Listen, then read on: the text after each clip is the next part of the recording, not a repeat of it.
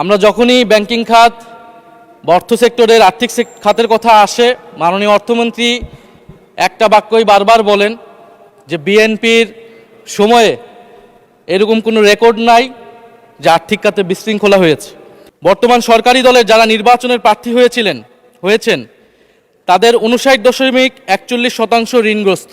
সংসদ সদস্যদের 11,000 কোটি টাকার বেশি ঋণ রয়েছে, যার অধিকাংশই সরকারি দলের। বর্তমান যে বাংলাদেশ ব্যাংকের গভর্নর, তার স্পেশালিটিটা কি? তার স্পেশালিটি হচ্ছে এই ঋণ পুনঃতফসিল করা। বাংলাদেশের ইতিহাসে প্রথমবারের মতো একজন ব্যবসায়ীকে বাংলাদেশ ব্যাংকের গভর্নর দেওয়া হয়। বক্তব্য ভেবেছিলাম শুরু করব অন্য বিষয় নিয়ে, কিন্তু আজকের অধিবেশনের দিনের আলোচনায় আমাদেরকে আরও বেশি অবাক করলেন মাননীয় অর্থমন্ত্রী।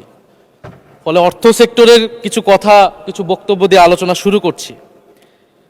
আমরা যখনই ব্যাংকিং খাত বা অর্থ সেক্টরের আর্থিক খাতের কথা আসে, মাননীয় অর্থমন্ত্রী একটা বাক্যই বারবার বলেন যে বিএনপির সময়ে এরকম কোনো রেকর্ড নাই যে আর্থিক খাতে বিশৃঙ্খলা হয়েছে।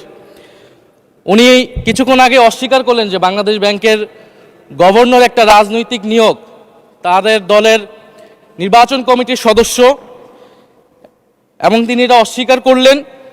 আমি মাননীয় স্পিকার টিআইবির একটা তথ্য আপনাদেরকে দিচ্ছি।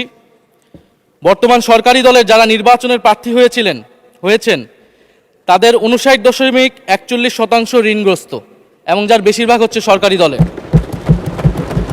সংসদ সদস্যদের 11,000 কোটি টাকার বেশি ঋণ রয়েছে, যার অধিকাংশই সরকারি দলের।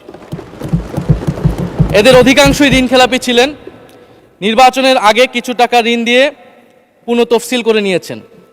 এবং বর্তমান যে বাংলাদেশ ব্যাংকের গভর্নর, তার স্পেশালিটিটা কি? তার স্পেশালিটি হচ্ছে এই ঋণ পুনঃতফসিল করা। এটাতে তিনি এক্সপার্ট। ফলে তাকে বাংলাদেশ ব্যাংকের গভর্নর কেন দেওয়া হয়েছে এটা খুব পরিষ্কার মাননীয় স্পিকার। এই যে হাজার হাজার কোটি টাকার ঋণ, সেই ঋণগুলো যাতে ঋণ পুনঃতফসিল করতে পারে, সেই সুযোগ সুবিধাটা করে দেওয়ার জন্যই বাংলাদেশের ইতিহাসে প্রথমবারের মতো একজন ব্যবসায়ীকে বাংলাদেশ ব্যাংকের গভর্নর দেওয়া হয়েছে। ফলে জাতির সামনে এই জিনিসগুলো পরিষ্কার হয়েছে। এখন সামনের আর্থিক খাতে আরও নিয়োগ তারা কি বিবেচনায় দিবেন, এই জন্য আমরা তাদের উপর আর আস্থা রাখতে পারছি না মাননীয় স্পিকার।